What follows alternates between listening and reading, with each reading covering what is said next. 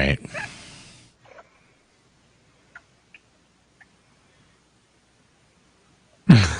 There we go. Now we're live. Now we're live on Facebook. We're live on Facebook. We are live on YouTube.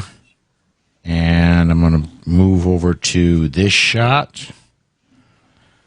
Now you can see our smiling faces. I've got Amy and Gary are not with us tonight. I'm going to be doing some work there. Dana, I'm bringing your mic back up because I think you got your issues solved. Robin, can you give me a mic check again? Yep, how's this? Can you hear me? Still very echoey, but we're going to live with it. I think you and I need to do before we go next week, you and I need to go through a test sometime earlier on Monday. And we'll figure out why your microphone on your headset is not picking up. Okay. But we can certainly understand you. So, all right. Our show notes ready to fly. Let me see. Where is it? There. Scroll up. Yeah, everybody on show notes. Are we ready to go, guys? Mm-hmm. All right. I am going to hit the button. We're going to start recording for the podcast in 5, 4, 3. Hey, gang, this is Masad Ayub from the Pro Arms Podcast. I'm here to remind you that our podcast is a member of the Self-Defense Radio Network. And I'm going to suggest you do what we do and check out the other podcasts at selfdefenseradio.net. Treat every firearm as if it's loaded. Never point a firearm at anything you're not willing to kill or destroy. Keep your finger off the trigger until you are on target and ready to fire. Always be sure of your target and what lies beyond it. Hi, and welcome to the Polite Society Podcast, powered by the Firearms Policy Coalition. We're recording this one live on Monday, October the 26th, 2020. I'm Paul Lathrop.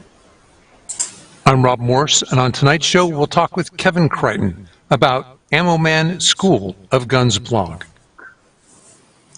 I'm John Richardson, and we'll talk about Amy Coney Barrett, who may actually be Justice Barrett by the end of the podcast. I'm Tracy Thronberg, and a player in the munitions industry is opening up a new factory in Arkansas. So climb aboard. Strap in. And hang on. Episode 562 of the Polite Society Podcast starts right now.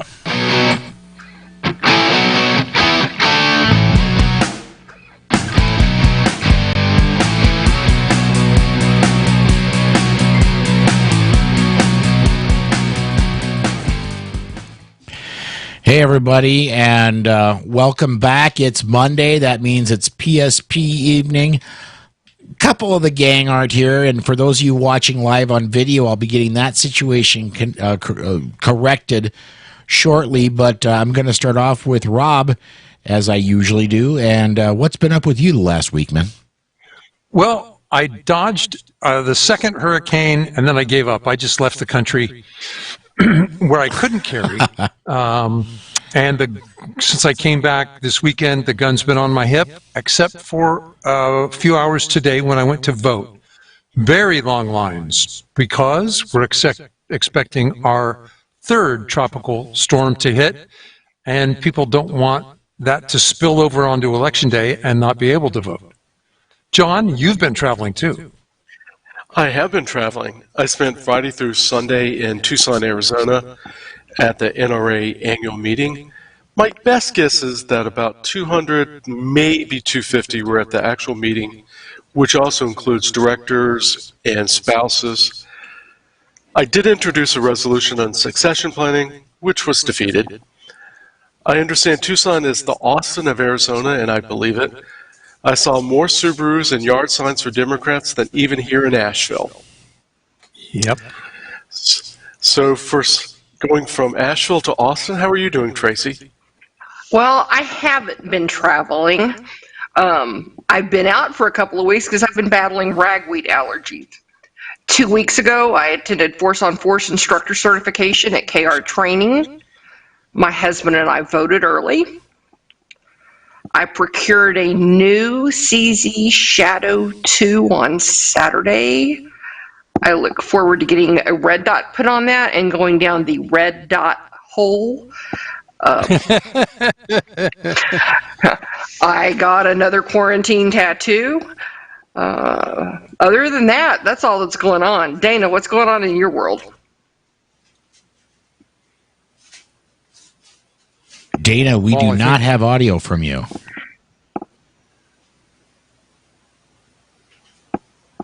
All right. Robin, what's going on in your world?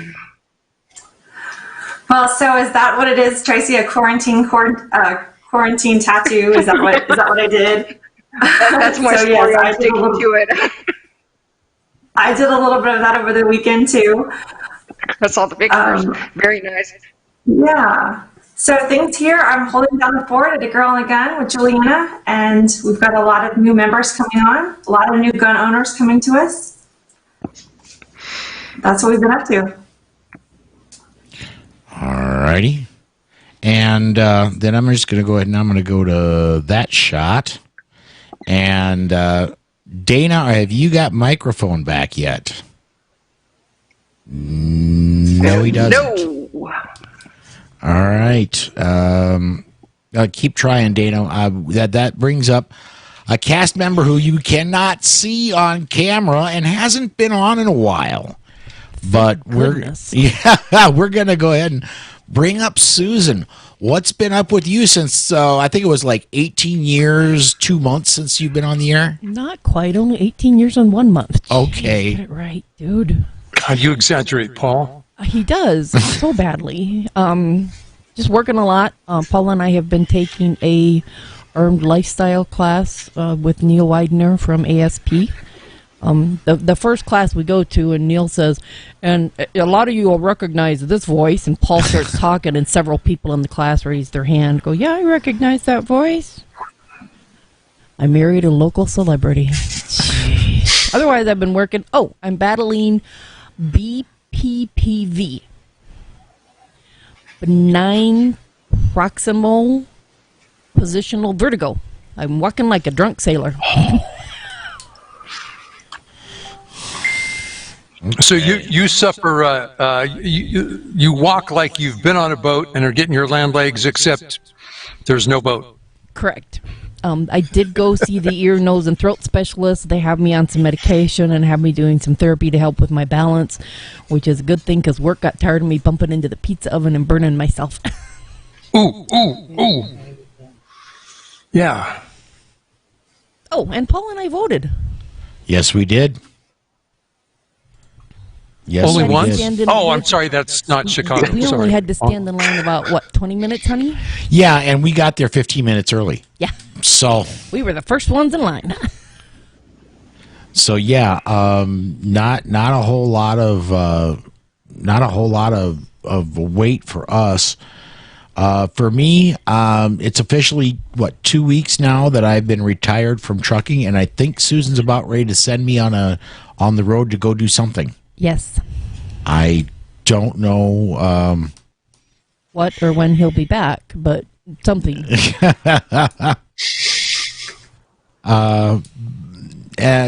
me, the class is the main thing. I've been, and I actually have to do some dry fire practice after we're done tonight.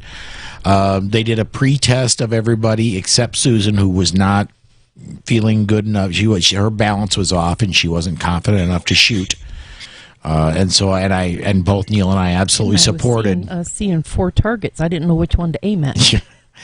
So but I did take a pre-qualify. They measure you at the beginning, they measure you at the end, and I shot the beginning as a well-qualified concealed carrier, something like that. I did okay, is what I'm trying to say. So, that's kind of what's up with Susan and I. What we're going to do right now, because we've got our interview waiting patiently, thank goodness. we're going to go ahead and step aside. Well, before we do that, I suppose I do need to talk about the Self-Defense Radio Network. You go to sdrn.us or selfdefenseradio.net. Either one will get you there. All our tagline, all your pro freedom podcasts in one place. As you can see, those of you watching live, we have got all kinds of shows racked up, some new ones, some more coming. Got 14 shows total on the network now, with more coming. Shows like Eye on the Target Radio, of course, Polite Society podcast, Riding Shotgun with Charlie, and really proud to have the Guns Guide to Liberals join us. And they're coming out with a new season, actually, I understand, fairly soon. So what we're going to do then is we're going to go ahead and step aside to break. When we come back, we're going to be talking with our guest tonight, Kevin Crichton, who writes the Ammo Man, the blogs for Ammo Man. I believe it's the actual title to the blog is the Ammo Man School of Guns blog. So we're going to step aside to break. When we come back, we'll be talking with Kevin. Back right after this. This portion of the Polite Society podcast is brought to you by the Armed Citizens Legal Defense Network. If you carry a defensive handgun, you need protection from the aftermath of prosecution. Even if you do everything right, you can be the victim of an overzealous prosecutor or even be falsely accused. That is where the ACLDN comes in. They provide immediate assistance when you need it most. If you find yourself under arrest, they immediately pay bail money and the retainer for your attorney. Additional funds are available for trial and civil proceedings. Beyond the money, they have far and away the best team in the industry, providing you invaluable information and training DVDs that are included with your membership, and who stand ready to work with your lawyer on your defense. People like Masad Ayub, John Farnham, James Fleming, Tom Givens, Emmanuel Capelson, Dennis Tueller, and led by Network President Marty Hayes. Initial membership is only $135 for your first year, and you get 8 incredible training DVDs and other educational material when you join. If you don't have tens of thousands of dollars to defend yourself at your disposal right now, you need to be a member of the ACLDN. Go to armedcitizensnetwork.org and become a member today. And please mention that you heard about them on the Polite Society podcast. All right, we are back, and I need to move over to that shot. And we are getting some very bad background noise from somewhere. I do not know where. But we're just going to go ahead and we're going to roll with this. We are in our interview segment of the Polite Society podcast, powered by the Firearms Policy Coalition. Joining us is Kevin Crichton. Kevin, I've known for a while. He is the man behind the blog on ammoman.com. And thank you for joining us tonight, Kevin. Well, thank you for having me. What I want to talk to you about to start with is one thing I noticed last week. I went back and was reading some of your past stuff on your blog, and you guys did a really fascinating series on less than lethal shotgun rounds. And yep. I was quite frankly stunned by some of the things you discovered by going through these. Mainly that with several, less than lethal is not necessarily less than lethal. Yeah, it really kind of surprised me. The whole reason why I did this was because less lethal and beanbag rounds have been in the news quite a lot, because they're used quite often for crowd control. Mm-hmm. And I said, well, let's actually see what they do. And my inspiration for a lot of what I do is the old Mythbusters program on where they would say, is this true? Let's create a testing setup for it and find out what the results are going to be. So I went with the industry standard of ballistics gel, clear ballistics gel test, which we've used, for pistol ammunition testings ever since it came out, and shot 4 different less lethal rounds at a block of clear ballistics gel, once with the industry standard 4 layers of heavy cloth in front of it, and once with the just the bare gel itself to replicate bare skin. And some of the rounds didn't penetrate at all. Like, for instance, the beanbag round really delivered a heck of a thump to it. That was a 17-pound block of ballistics gel on top of the table. It moved it back 3 or 4 inches. And then others, like for instance the rubber slug rounds, actually penetrated the gel, a couple of inches, and that really isn't what I would consider to be necessarily all that less lethal. Right. And even when I remember, if I'm wrong, correct me, but I was looking at it yesterday, and even what is traditionally considered the ultimate less lethal round, and that is salt rounds, and those were getting some penetration. Yeah, now it was at 15 feet, so it was fairly close. For a lot of people when they fire rock salt, they fire at somebody that's 20, 30 yards away. So at that point, it's just a loud noise and a cloud of white powder. But yeah, at 15 feet on bare skin, it peppered it pretty badly. And when you consider, we got some of the, for instance, some of the crystals went in 1.5 inch deep.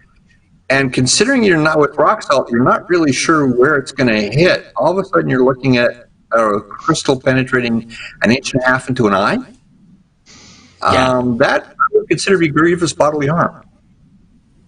Absolutely. I'm going to go ahead and I've got a couple things going on here, so I'm going to open this up to my staff. I know, John, you follow you follow Kevin's blog. Rob, I think you do. What do you guys have any questions for Kevin? Well, on the rock salt, I was a little surprised to hear that you did have that penetration. I mean, there's always the myth of people stealing watermelons and getting shot with rock salt. Sure. Yeah, and you know what, from across a watermelon patch, 10, 20 yards, it's going to cause absolutely no damage because it's going to just turn into, it's going to look like a warehouse in Colombia blew up or something like that. It's just going to be this big spray of white powder. But at 15 feet, actually it did penetrate quite a bit. I noticed you just put up an article called "Should I Buy a Gun?" So you're determined not to speak to the choir, but to some of the people in the back of the audience. Who do you think is your target audience, Kevin? Or are you trying to reach out a little bit? My target audience, I'm really trying to hit as many people as I can. We have an intro to guns, Guns 101, Guns 201 approach to all of this stuff, where we really try and create articles that are, for the people who nerd out and want to know, how is this 147 grain bullet going to affect my recoil versus 124 or something like that. We have that. Right. But my background in guns is really more something that comes from, a gradual step-by-step. And I look at the people who maybe 2 or 3 steps down the ladder from where I am, and I look at the questions they're having. And what's really they're struggling with. Like, for instance, I was at a concealed carry class recently, and there's an old elderly couple who never fired a gun in their life, and they pulled me over to the side because they were embarrassed to ask the question. They said, "Do the bullets go that way into the magazine or that way?" And that's just a simple. You and me and everybody else in this podcast could probably do that in our sleep, but for that couple, that question was huge. And thank goodness they asked. Great. Yeah, exactly. Would have been embarrassing getting to the line and having your gun not work. Absolutely. Right.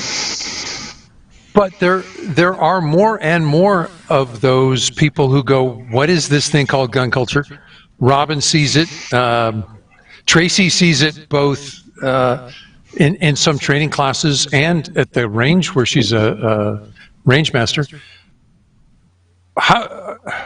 Where are they supposed to ask those questions if not at a blog like yours? Good. It's got to start somewhere. We all started. I would love them. Yeah, and I think that's really, the more I talk with people, the more I think people forget that guns for most people are fun. You, me, our good friend Jeff Street, John, everybody on this podcast, basically, let's, do this drill so we can get our split times down by 0.2 of a second. But for most people out there, the 99%, guns are fun. Guns are a way for, a bunch of people to go to the range, punch holes in paper, laugh, enjoy themselves, and go out and, go get dinner. So the trick is giving. Sorry, go ahead. The 22 crowd, as well as the what is it, 9mm SIG? No, 38 SIG. Yeah, it's 57 beginners as well as the geeks. Yeah, and when a lot of us talk about guns, we talk at that 401 level, and getting people to understand that guns are fun. And they can have fun when they're guns, and they can learn stuff while having fun. That's kind of what my goal with the blog is. I want to give them the broccoli of learning to shoot better, but I want to put some cheese on top of it.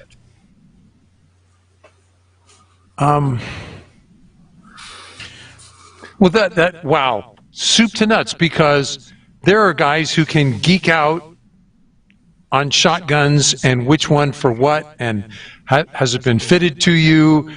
So what do you want to do with the gun is, again, the most important question before we, maybe grandma just wants something that'll fit in the nightstand, and a 22 plinking pistol is perfect for her. She's never going to carry it.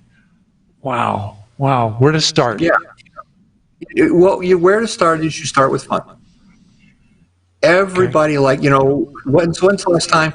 It really hit me, actually, a few years ago when I did a review of the Kel-Tec PMR 30.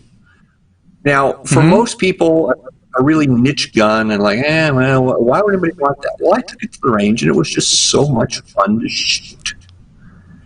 It's 30 rounds. It's got a bark like a loud dog. It's like one of those little yippy dogs that runs around and makes loud noises. And you throw a ball, and it will go 5 days straight.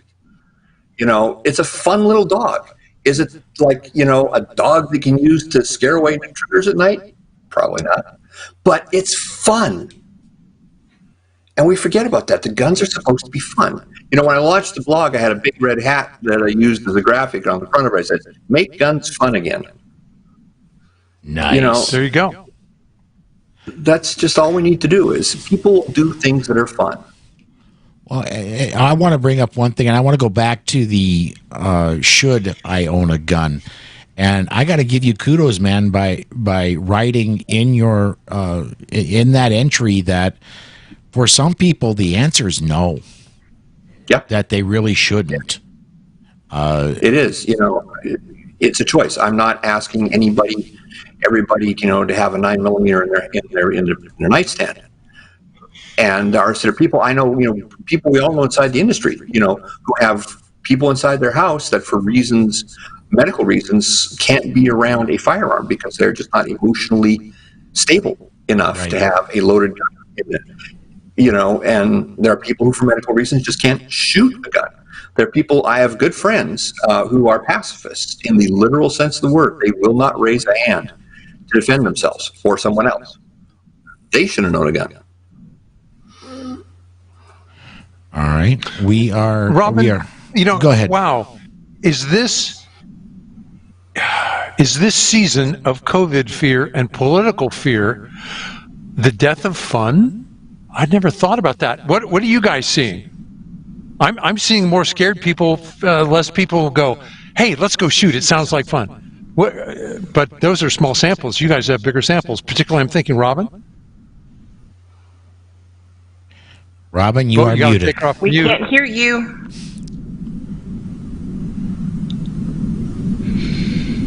And I do not have her on mute on my side. It's not you. Well, we get Robin's answer up here for a second. I'm doing something I've never done before. I'm teaching a concealed carry class because of demand in my town here in Florida. People they're buying guns and they want to get training for it. Now, we've got this huge infill at the top of the funnel. All these people buying guns. Now, whether they're having fun with them, I don't know. But they want to buy a gun for a reason. How big is the next stage going to be? Are we going to take 99% and just, trim it down just this little narrow corridor, make them thread the eye of the needle? Or are we going to find ways to get them involved in more stuff? One of the interesting things actually I found is, and it sounds kind of silly, But an active shooter class, even though we all know it's a black swan event and it's never going to happen as firearms trainers, blah, blah, blah, blah, blah, blah, blah, blah, our fears are not the general public's fears. The general public is afraid of an active shooter. And therefore, that's an entry point for a firearms trainer. Well, and I'm going to say this, having taken active shooter training, that is the most fun class I have ever taken in all of my firearms training. I had an absolute riot, even though I got killed twice. Yeah, it was 4-on-4. Yeah. Yeah. Just something simple that would be, because it's a concern for the average citizen. If you've got any sort of training and background in self-defense, you know that it's actually a very small thing, very small percentage. We don't need to worry about that.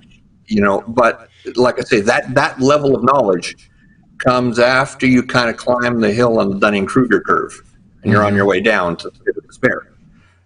For the rest of the people, though, that's a big deal. I mean, I have friends who don't put their kids in school. They go virtual because they're afraid of an active shooter. Is their fear justified? No. Right. Do they do it? Yes. Okay, so how do we get them to pull, on their way up the curve, get them to get the interest points that will sustain them as they go down the backside of the Dunning-Kruger curve? Yeah, and as you say, anything that will get them to the range, any reason. Oh, you should practice. Oh, it's a fun steel shoot. Oh, hey, we're letting the kids shoot 22s. It's just rifles, but it's a way to get your family familiar with firearms to make the entire family safer, fewer accidents, whatever works. It Rob, would be a little bit easier, though, Rob, I would argue, if we weren't in such an ammo drought right now. Yeah. Oh, amen to that. Because when I went and picked up the CZ Shadow 2 on Saturday, the salesman asked me if I needed any ammo. And I said, well, you always need ammo, but what are you getting right now? And he said they were asking $35 a box of 50 for 115 grain. And I politely declined his offer of ammo. Sure. Another thing to keep in mind, a lot of the public thinks that your concealed carry permit is good enough. And I passed my state, Oh, wow. I passed what the state says I need to be able to carry a gun. So the next step is trying to get people to come to classes beyond what your state requires for concealed carry permit.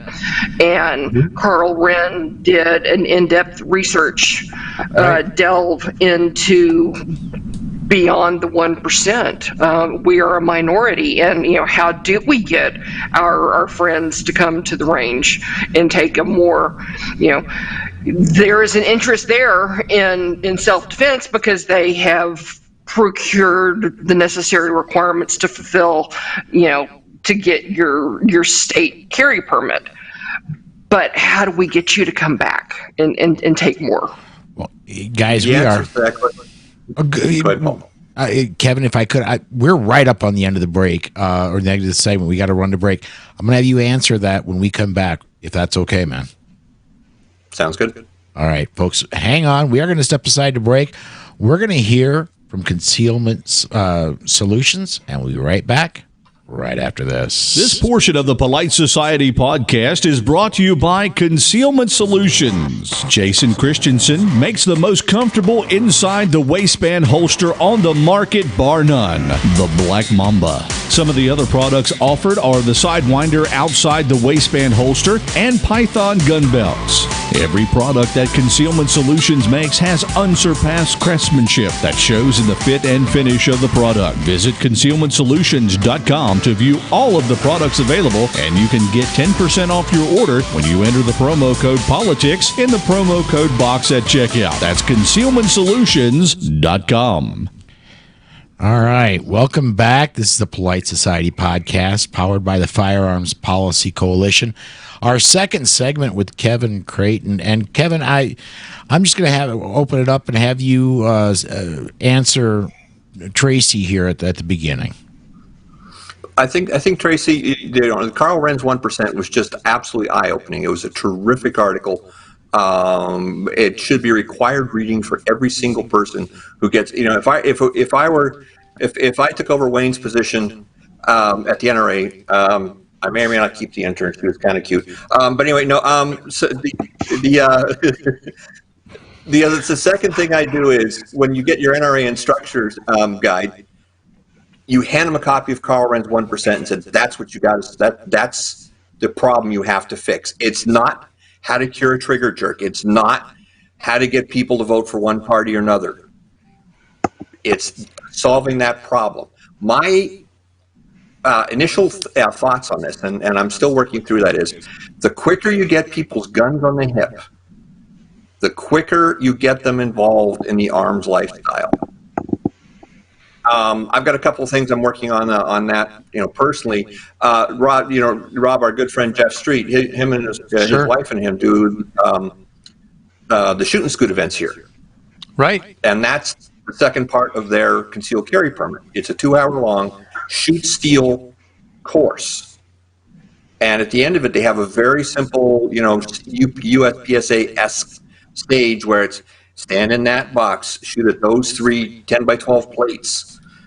Go walk over to that box, shoot at those 3 10x12 plates. You're doing it from a holster. Now it's cold range, and you're walking around the entire time with a gun on your hip. You get used to carrying a gun on your hip. For me, I got used to it because Arizona was an open carry state, and I walk back and forth to my mailbox every night with my CZ75, open carried on my hip while I waited for my permit to show up.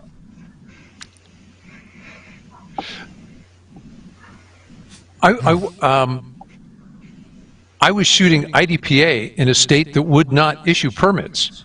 So I'd go to a competition, and for 4 or 5 hours, sometimes a cold range, sometimes a hot range, and then you go to leave and you go, oh, I have to take this off. So when I reached states where I could carry, it was like, I know how to do this.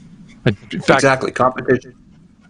Right. Well, the problem with most competition is, go ahead. Most competitions is, most people, I remember reading somewhere where high-level operators, special forces operators, said they'd rather charge into a building full of terrorists than shoot in front of their peers. Yep. Yep. We are, if you're not used to it, it's terrifying. Well, it's, if you ask most people, they don't know about shooting in front of their peers. They say they're afraid to speak in front of their friends because it opens them to criticism. Right. So I'm seeing exact parallels there. Robin, are you back with us? What are you seeing from a girl and a guy? We still do not have I didn't mean to do that. Robin, just go ahead and close that whole browser window. It'll freeze you up here for a second. But just go ahead and close your browser window and open it back up, and we'll get you. Kevin, I want to take a side trip here, and a little bit of. I want to rib you a little bit because you live in deep South Florida. Any farther south than Cuba. Yeah, exactly. So, and we, I believe, have Robin back on microphone. Can you hear me? Yes, we can. Yes! It's a technology miracle. You've been posting, you obviously are recording these, and I'm speaking of the ones of the less lethal shotgun rounds. You're outdoors, you're in South Florida, it's summertime, and you look cool, calm, and collected, dude. How are you not drowning in sweat? Well, first off, I do my videos at 8 o'clock in the morning. Okay. Second off, I set up a shade structure. Third off, I bought a little USB desk fan, tiny little thing about this big, and plug it into a battery pack and have it blowing right next to it. Oh, okay. He is a pro. All right. So Robin, what can you tell us on the women front? Well, I think it's a really important point that a lot of women come to the firearms community for that self-defense. But as part of our member roadmap, we try to give them this vision of what having fun is at the range. A lot of them don't have that concept. So once we teach them that it's okay to have fun with their firearm, once they become confident and proficient and learn the basics of safety, then we can introduce a lot of other things like shooting sports. And by having that constant trigger time, they just get more confident, they get more introduced to the rest of the community, a lot more opportunities, things that they don't even know exist. And talking about special forces guys, I know so many of them that love cowboy action more than any other shooting sports because they can change their loads, they can be a completely different character. There's just so many different types of shooting sports available that people don't even know are options. Yeah, I see that. Yeah, it's so vital, just getting people used to the idea of guns being a part of their lifestyle instead of this, the way I describe it is, it's their household god that they kind of set up in one corner and put incense to and hope that, it will protect them, and then that's not how this works, It's got to be integrated into everything, I've got friends that the switch flipped on this year. And guiding them through, the process of, okay, great, that's not enough. Read books like The Gift of Fear, like Left of Bang, Principles of Self-Defense, learning, Right. Why is that car parked there and why is the engine running?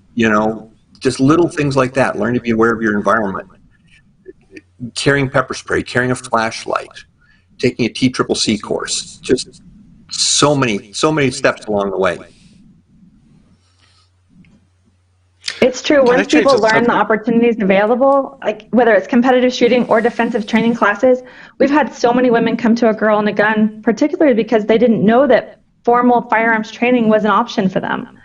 So when they go to a range and they see classes available, or they come to a club like A Girl and a Gun and they know that there's opportunities there, it just opens a whole world to people that they didn't know existed.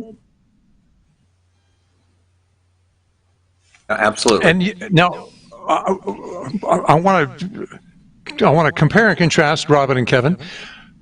We'll go beyond the obvious differences. You just brought up TCCC, casualty care, and if you asked a lot of people, why do you want a gun? They go, well, I want to protect my family and save their life. And let's look at Paul, who used to carry a med kit professionally and then on the road forever. You've used your med kit in anger far more than your firearm. Oh, yeah. And saved more lives with it. Wow. Is that really part of the firearms community or just an offshoot of the philosophy? I think it's an... Go ahead, Kevin. I'll come in at the end. I think it's an offshoot of the philosophy. I think it's one of those things where you realize, as Claude Warner says, that there are negative outcomes to carrying a firearm. And one of those negative outcomes is that if you get into a gunfight, there's going to be bullets headed in your direction. And some of those might strike you, or they might strike a loved one. And if my wife catches a round and bleeds out in front of in front of me, that's one heck of a negative outcome for me. I would really want to prevent that. I was an EMT before I became interested in gun rights and guns. I first got my EMT certification, I want to say it was 1989, 1990. And September 11th, 2001 really sparked my interest in owning firearms and then advocacy for that.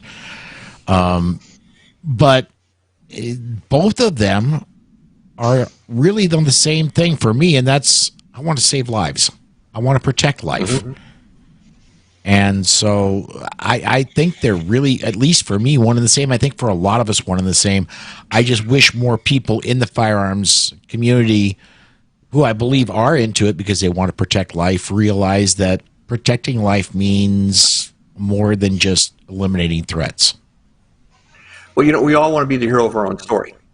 Sure. And we all have this fantasy we built, based on, first-person shooters, where it's like, hey, bang, bang.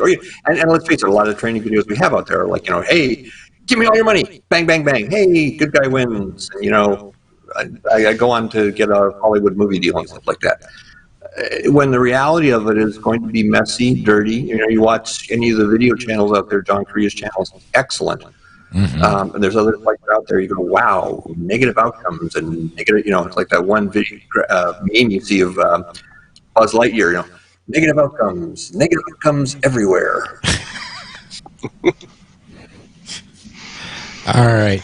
I think you're right that it comes with a certain mindset too. Sorry, Paul. Go ahead. Go. I think there's a lot of things that are companions to firearms training, like first aid and hemorrhage control, but also just general mindset, situational awareness.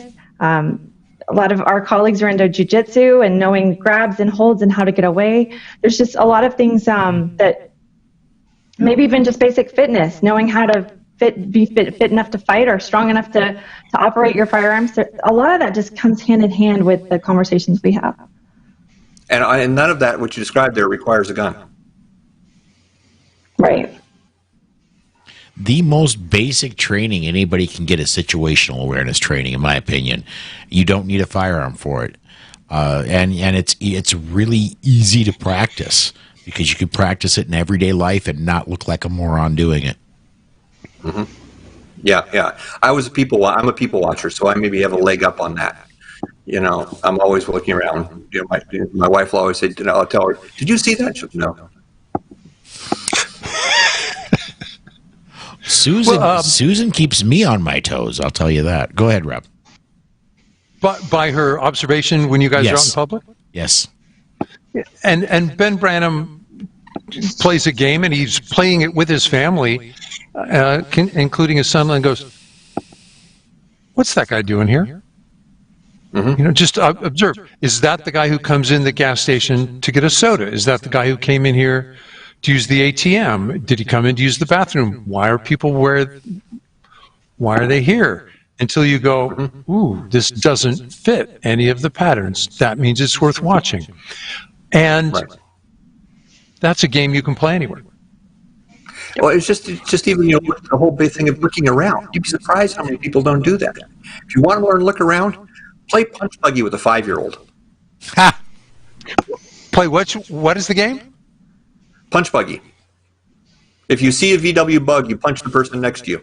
Slug bug. Oh, slug bug. Yeah. Slug bug. Okay. Yeah, that'll keep you on your toes. Yeah. In a hurry. Yeah, you will. All right, we're coming up on the end of the segment, and I'm not going to keep you all night, Kevin. But first of all, I wanna brag up on Ammo Man. You write for them, but they sell ammo, and Susan and I bought ammo for this class we're taking from Ammo Man. It was delivered on Friday. I brought it in, set the box down, and there's the ammo for the class. No big deal. Didn't think about it. Yesterday, opened up the box to start packing everything for the class, and whoops, there's supposed to be 6 boxes of 40 and 6 boxes of 9, but there's only 3 boxes of 9. I got to tell you, man, I got on the phone and found out that it was an issue where the shipper had opened the box. Not the shipper, the carrier had opened the box and had taken ammo out. And the people at Ammo Man said, we're gonna make this right for you, and gave me some steps so they can file a claim with the carrier that shipped it. But I gotta say right away, we are gonna get your missing ammo on the way to you right away, and that's quality customer service there. Thank you. And by the way, are there federal laws that just got violated for that? Oh yeah. Oh yeah. Yeah. So, but Kevin, if somebody's interested in your writing at Ammo Man, how can they get to it, and how can they reach you if they have more questions? I'm on Facebook. I have a public page, Kevin Creighton. ammoman.com/blog is the School of Guns blog over there. We post twice a week. We've got, spoiler alert, we've got an article coming up where we're the first person to really take a look at what Subsonic 45 does to ballistics gel. Not Subsonic 45, Subsonic 300 Blackout does to ballistics gel. Oh. Nobody's actually, So that fires off tomorrow morning. So, and you've heard it here first.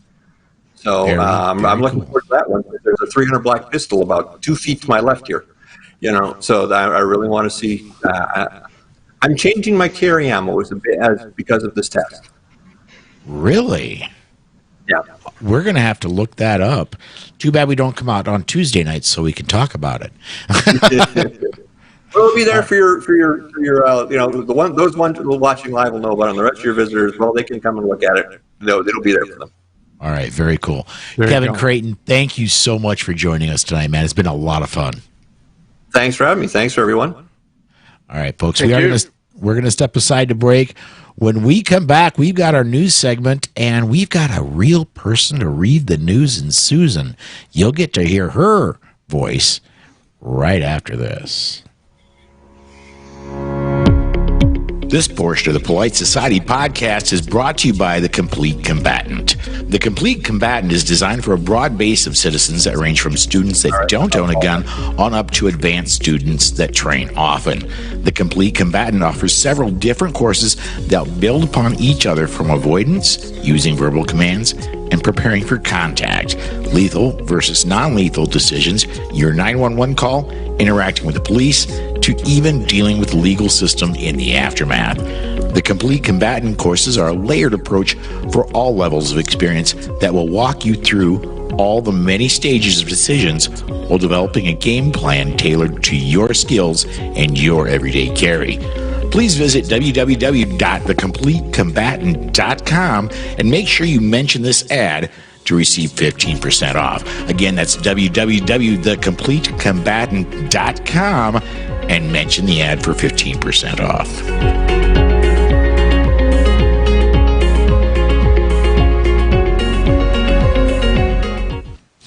And welcome back. This is the Polite Society podcast powered by the Firearms Policy Coalition. We're going to go ahead and do news, but it's not going to be news as you've heard it recently, because Susan's back with us. Since we shifted to an earlier broadcast time, Susan is able to join us now. So, Susan, what have we got coming up for our first story? Fiat expanding operations to Little Rock, Arkansas. They're investing $15 million to build the new manufacturing facility. Fiat, I've shot a lot of their ammo.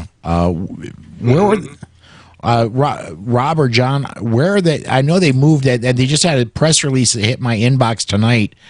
Their headquarters even moved. Wherever they were, they're not now. Where were they? Where their home I stuff just had is that. out of Italy. Wow. They were in the Midwest, and now they're moving to Little Rock. Okay. They were pursued by Asa Hutchins, the governor. Go ahead. Fiat was in Missouri, so they just moved to Arkansas. Okay, so it wasn't a real big move. Well, and one of the key issues here is that U.S. law, both environmental law and employee protection laws, have made primers and lead hard to come by. So Fiocchi may have access to manufacturers from around the world, sources for both chemicals and I'll call lead a chemical elements, that U.S. firms may struggle to get. So good for them. Yeah. And they make really good ammo. I've shot a bunch of it. Right. Let's, Susan, where does anybody, now here's you announce that you're building a plant. So come online in 3 months, 6 months, 12 months? Wow. I'm not sure. How many new jobs will that generate? Yeah. Ooh. Now, when I read the condensed article, it didn't say how many. It's interesting that they're moving to Arkansas, though, because CZ is in Arkansas now. They just moved to Arkansas, and we're in Arkansas, so it's become quite a big place. Yeah. Well, I don't think they're getting rid of their Missouri location. Oh, I think they're adding a new facility. I know the press An release. The press release I got today said that their headquarters had moved.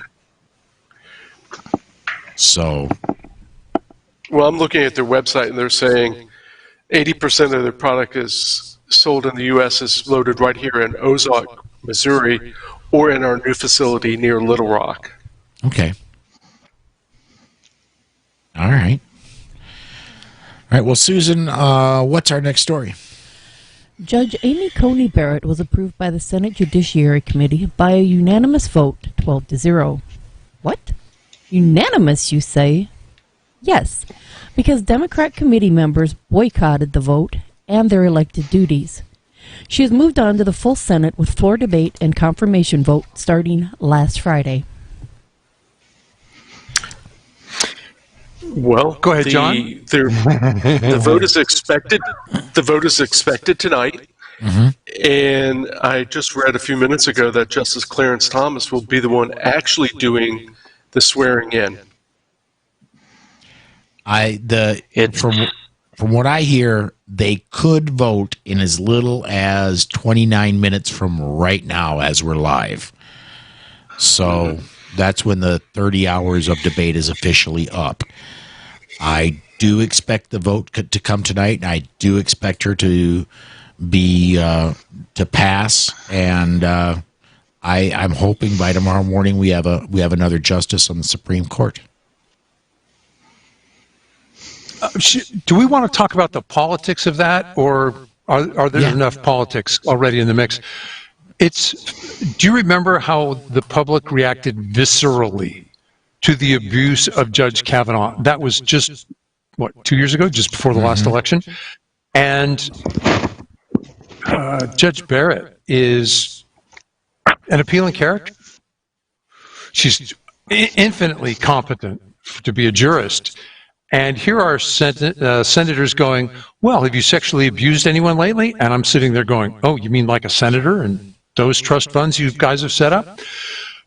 I wonder what the voters' reaction will be to the way the judge was treated. Yeah, got me. But what I want to... Okay, I'm going to break the fourth wall. I've been very coy about what's going on, but I do have a new job, and it'll be announced Monday on the show 1 week from today. I'm not going to give away what I'm doing, but I'm going to give away a story about what I'm doing. I was interviewing Gene, help me, Calguns. Hoffman. Gene Hoffman. I was interviewing him today, and they are, shall we say, not wildly, but at least cautiously optimistic that this is going to change things on the Supreme Court, but it's going to put a whole lot more work into it because they have to go back, and everything that has been turned down has to go back to the beginning and get the gears of justice rolling until it gets to the Supreme Court. Yeah, they have to find somebody who has standing. Yeah, absolutely. And I want to mention, folks, we are both live on Facebook and on YouTube, and we are starting to get some social media comments in. If you do comment while we're live on the air, we'll get your comment up and we'll discuss it. George, a few seconds ago, commented the left ruins everything, and I don't know if it's the left. I just think it's the, how do I put this? It's the Schumer wing of the Democratic Party. It really is. It's the orange man bad, and the people that fight Trump no matter what. So, all right, Susan, we're going to skip the next one because we talked about that last week. Why don't we go down to the Judge Benitez story? Judge Roger Benitez has had 2 more cases brought in front of him recently. Benitez is the judge who struck down California's standard magazine ban and its ammo background check laws. Coming to his courtroom is a case challenging several state laws regulating and defining assault weapons. He is also hearing a case challenging California's ban on owning batons, billy clubs, and blackjacks. These cases have been moved to his court due to an obscure related case rule that allows one party in a lawsuit to file cases in certain districts if the issues at hand involve the same or substantially identical questions of law as those in another case.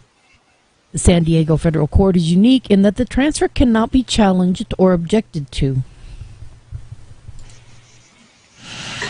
All right. Any comments on that one other than... John, I'm eager to hear what you're going to say. Well, it's the second part about the ban on owning batons, billy clubs, and blackjacks. I know even in North Carolina, they have a ban on slung lead, which basically is a blackjack. But you think about it, isn't that it can't interesting? be yeah, I mean, we've talked less than lethal earlier tonight, and they could be lethal, but they also can be less than lethal. You hit somebody in the arm and they can't move it, but then that means they can't punch you.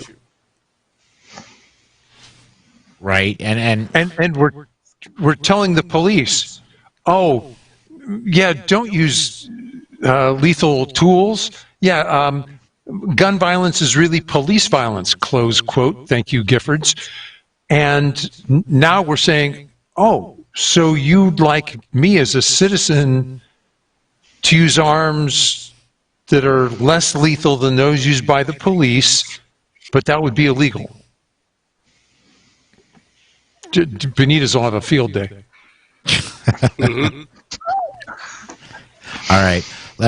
We got 3 minutes, and I want to get one more story in, and I think that the FFL story is the one I want to go to, Susan, if you would. When an FFL goes out of business, they are permitted by law to transfer the remaining inventory into their personal collection. The transfer must be recorded into the dealer's acquisition and disposition book. That book, along with other records, must then be transferred to the ATF out-of-business center or a successor licensee if one takes over the business. The ATF is coming after former dealers for selling those guns added to their collections, claiming they are conducting an unlicensed firearms business. Can I speak to this one? Go for it. Figured you would. Given that I'm taking a class on gunshot management, and I have been reading the Gun Control Act of '68 plus the Code of Federal Regulations. Yes, when an FFL does go out of business, they have to send all their 4473s, their bound book or the acquisition disposition book, and a handful of other documents to the out of business center. But the Code of Federal Regulations also states that when a dealer goes out of business, those remaining firearms are transferred to their personal collection, and they can be disposed of privately. We had a question about being in business as an unlicensed dealer. And the ATF has gone after people who have sold as little as 2 guns. But this is a dealer who has already transferred stuff to his own personal thing, and if he's using it to upgrade or improve his collection, it's politically, it's not politically, but it's legal on both, in both the spirit and the letter of the law. We're getting more comments in, and I want to give me 1 second here. I want to bring this one in. Pro-gun advocates have been pretty horrible about pointing out that weapons bans in general are deeply rooted in racism, especially in states like North Carolina. And then George Geller says there's no ban on skateboards like the one Kyle Rittenhouse was hit with. And I want to go off on that one that George just put in. I want to go a little sideways on that, in that they can ban anything and everything. But you're going to find blunt objects. You're going to... when I was a kid, I had a baseball bat with me because there was likely to be a pickup game, you know? They just can't... Right. They can't outlaw everything, is what I'm trying to say.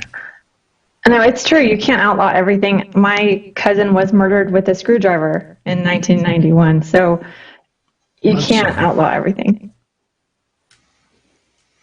All right, we are just a little bit past the top of the hour, so what we're going to do is we're going to go ahead and set this aside there.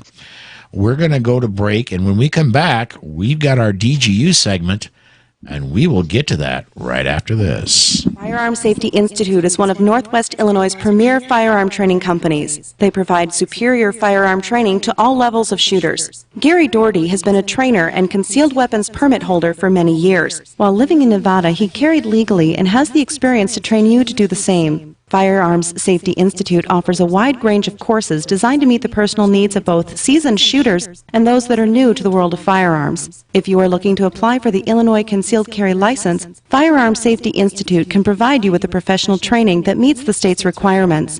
Gary accommodates classes of all sizes and can provide individualized instruction if that is your personal preference. He's happy to work with you and your friends to arrange private classes and will come to your location and work around your schedule. If you would like to get your Illinois CCW or increase your firearm knowledge or skills, go to firearmsafetyinstitute.com to start the conversation. Mention the Polite Society podcast and receive a 10% discount on your training. Remember, that's firearmsafetyinstitute.com. Get your Illinois CCW today. Welcome back to the Polite Society podcast, powered by the Firearms Policy Coalition. These discussions are not legal advice. Some of us are trainers, but this is not formal training, and you need formal training. As always, the opinions of the hosts are only their own opinions and not those of any sponsors or other affiliations. All right, we're going to go ahead, and Susan, let's go ahead and have you read that Spartansburg, South Carolina one. A man went into a CVS to buy a money order to send his family out of the country. The CVS machine was down, so he asked where the nearest ATM was. He was told that there was a machine next door at the Quick Trip. Also in the store at the time was a 58-year-old male. The Duncan, South Carolina resident followed him out of the store and went into his car in the parking lot. He remained in his car until the man exited the Quick Trip about 10 minutes later. The thug approached the man trying to send money in a hurried manner as he exited the store. He took a swing at the man, but missed as he was running away. The assailant continued after the man, and fearing for his life, he pulled his concealed weapon and fired one time. He struck the attacker in the torso. The assailant was transported to the medical center, where he died while in surgery. Investigators met with the solicitor's office, and based on statements by the shooter and witness statements, as well as video from the CVS and Quick Trip, the shooting was ruled justifiable homicide.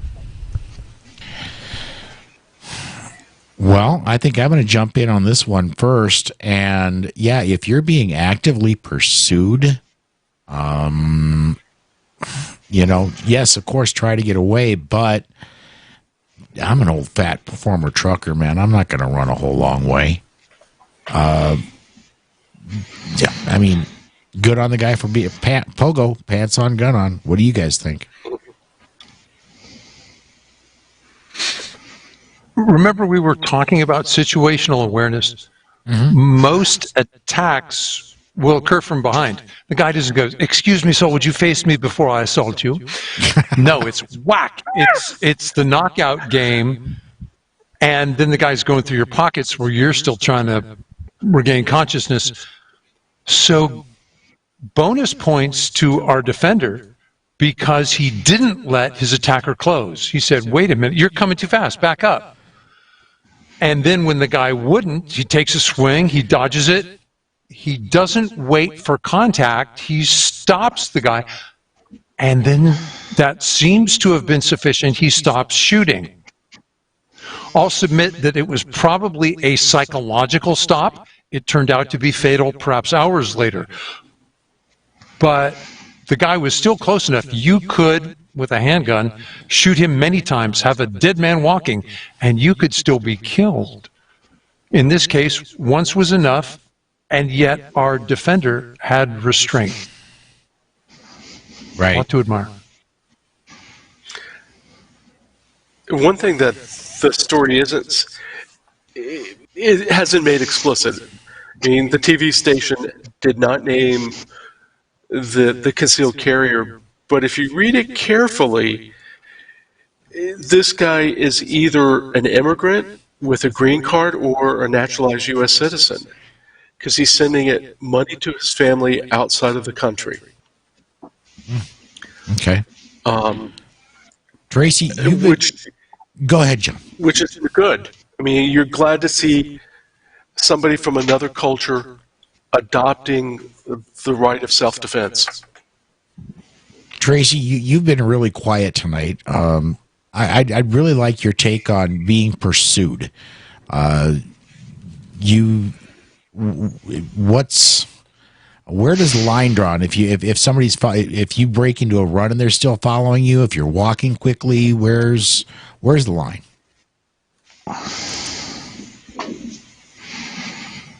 And I don't think Tracy has a microphone. Sorry, my screen had locked up, so I missed the first part of the discussion. Sorry. Well, no, I wanted to ask you specifically on this one. Where's the line? If somebody's following you, is it a fast walk? Is it a jog? Is it a run? When is the line drawn that it's time to start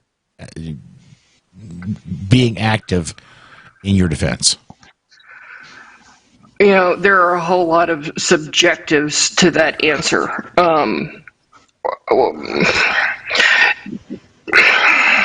Do you have a way out? In the state of Texas, the time of day factors into things. Are you trying to get into your vehicle? Or are you elderly and debilitated? My first, I'm going to try and use pepper spray before I'm going to have to go to a gun. There are, things like that. I'm not just going to go straight to using my gun. But one thing that the story doesn't say that I'm interested in is the time of the day. Was this during daylight hours or was this during nighttime hours? Statistically, things tend to happen more in nighttime hours, bad things, but... I'm going to say it's nighttime because the picture with the story on the TV station's website shows it being after dark with the players and the fire engine there.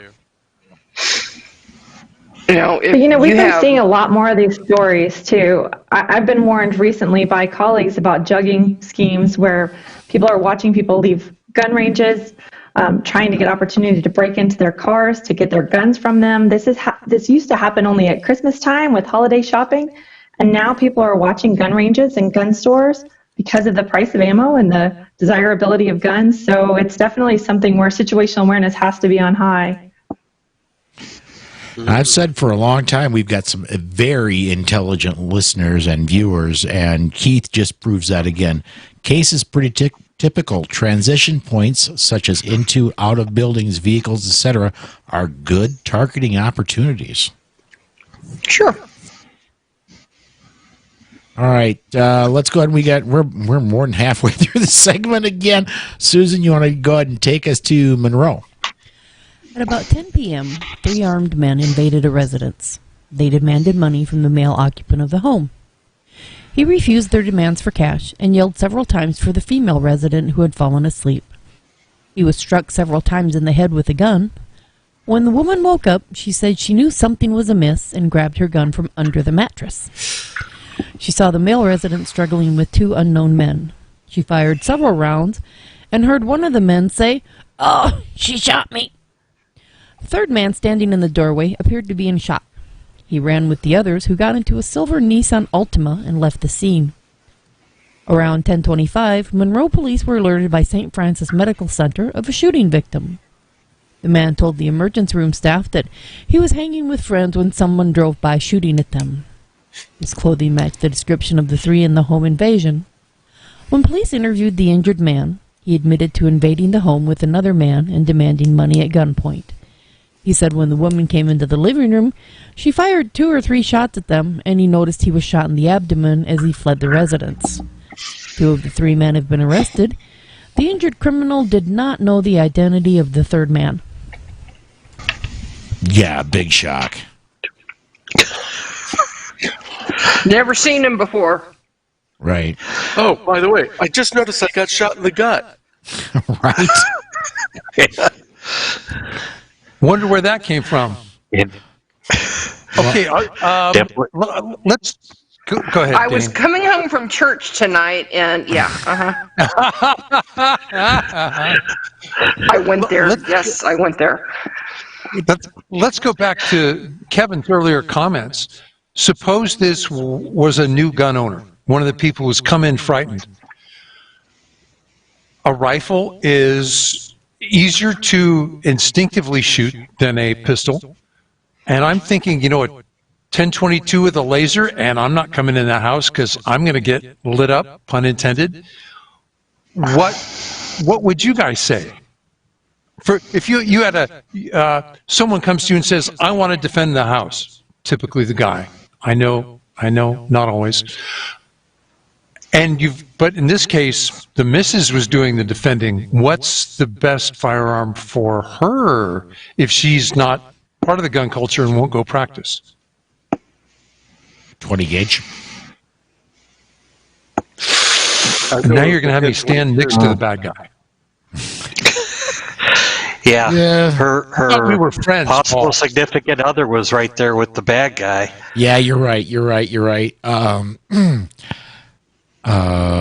Boy, I'm sorry, honey. It's a good thing your life insurance is paid up.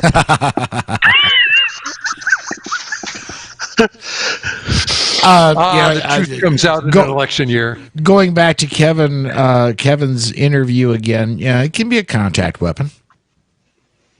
Oh. Want to bring in one real quick. Again, Keith is proving we got amazingly smart listeners here. Keith says this screams drug robbery given the victims didn't call Popo first. You think? Probably so. Well, I'm not I don't sure. know when. No, they didn't call him? There's a lot Because of the police have the description. Yeah, the police have been called. Going back. His clothing matched the description of the 3 in the home invasion. Right. Well, and now that I'm going back and reading over this again, I want to bring up one more thing. There are mattress. Yeah, there are great places to store your gun, not on your body when you're in bed. That's under not your one of them. mattress, under your pillow is not one of them. So yeah, quick access safes. You can get inexpensive ones for $30-$40. You can get really good quality ones for $150-$200. So They make a 1022 and a 44 Magnum. I just thought I'd throw that out there because my dad mentioned that a friend of his picked one up the other day, and I thought, what do we have that we might be able to interest in a trade? Because a 1022 and 44 Magnum isn't something that you see every day, and that could hurt. But that'd still be a 1022. Yes, Yeah, you can Google it. It was, by God, made by Ruger. wow. Well, Quite a few years. It only holds 4 or 5 rounds in the tubular magazine. Now we're And talking. I always regret not buying one for $150. Ooh. Yeah, right. From Sears or Montgomery Ward or Western Auto or somewhere. Kmart. A hardware store. Yep. All right. Well, we are coming up on. We're right at quarter after. If we're going to get out of here in 90 minutes, we got to run to break. So I'm going to read something I haven't read in a long time because I expect to fix this week. We do post each of our news and DGU articles up at PoliteSocietyPodcast.com. Please take a minute and share them with a friend. I do very much expect tomorrow or the next day to have some kind of a website up. Whether it's going to have complete show notes or not, I don't know yet. But you're going to be able to check out our website here in the very near future. So we are going to step aside to our final break. When we come back, we're going to talk about something we haven't been able to talk about in a few weeks, and that is blog notes. And we'll be back with that right after this. In 1928, Germany required its citizens to register their firearms, making possible Hitler's 1938 Nazi Weapons Act, disarming all Jews. Now ask yourself, what is the real consequence of registration? All in favor of gun control, raise your right hand.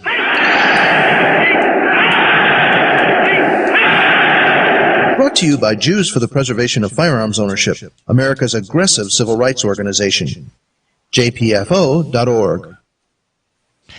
All right, we're back. This is the final segment of the Polite Society podcast, powered by the Firearms Policy Coalition. Before I throw to Rob and John, I want to thank the Firearms Policy Coalition. For several years now, there would be no Polite Society podcast without the Firearms Policy Coalition. The show is not cheap to produce, and they have been footing the bill.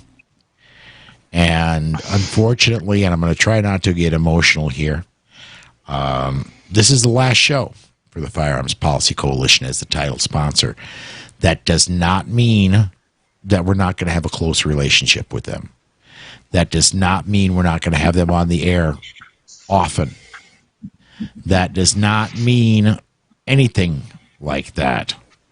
All it means is that with the announcement that is coming next week and some changes that are coming to the show, it will no longer be the Polite Society podcast powered by the Firearms Policy Coalition. And I want to thank Brandon Combs. I want to thank Adam Kraut. I want to thank Craig DeLuz. I want to thank everybody at the Firearms Policy Coalition. You very much have made this show powered by the Firearms Policy Coalition. And I thank you from the bottom of my heart for that. Tune in next week, and we'll have the announcement, and then we'll let everybody know everything that's going on. And I'm really excited for that. But for right now, I just again want to say thank you to everybody over at FPC. So, Rob, what's been going on this week over at Slowfax, man? Not a lot. I've been out of the country and haven't written anything yet. Let's talk to John. John, what's new at your blog, No Lawyers, Only Guns and Money? Well, I spent the weekend in Tucson, as I said earlier, attending the NRA meeting of members and the board of directors meeting. I went because I want the NRA to be better and because I believe in its purposes of training in gun rights. That said, for all the effectiveness that those of us who want accountability and change had, we may well have just stayed home and saved our travel money. The outcomes were all preordained. All resolutions were either defeated or co-opted. The speakers against them were only board members, and the votes were stacked against anyone but the designated establishment candidate for the 76th director. If you have listened to the bonus episode of Season 2 of Gangster Capitalism, you found out how a paid staffer, Paul Payne, used NRA member money to run the campaign for Wayne's pick. Knowing it had been exposed, you would think no one would be so tone deaf and so stupid to do it again, but you would be wrong. It is sad to see that the powers that be and a majority of the board are just so far removed from reality. It is going to come back to bite them, and they don't even realize it. Even sadder is the realization that the one person who is representing the members in the dissolution lawsuit brought by the Attorney General of New York, is Tish James, the Attorney General of New York, and she hates gun rights. I'll have more over the next week or so keep looking at my blog, onlygunsandmoney.com.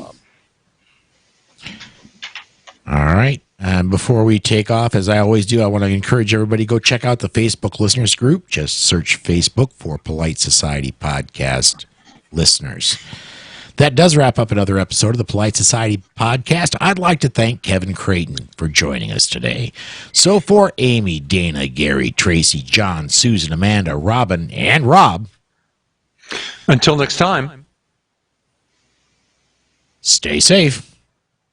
Be aware. And we'll see you down the road.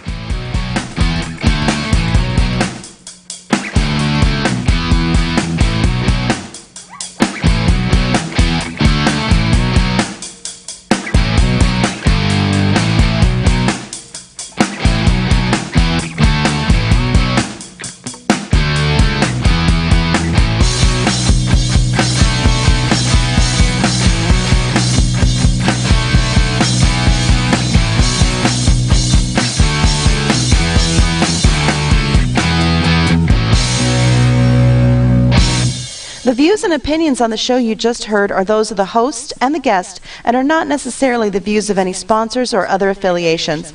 But hey, not everyone is as smart as we are. All right. We're still live on Facebook, YouTube, and on the OpsLens app. Folks, I'm going to go ahead and shut the stream down. Thank you, everybody, for watching. Join us again, 5 p.m. Central Time next Monday. We've got a huge announcement coming. Be part of it. Thanks, everybody, and good night.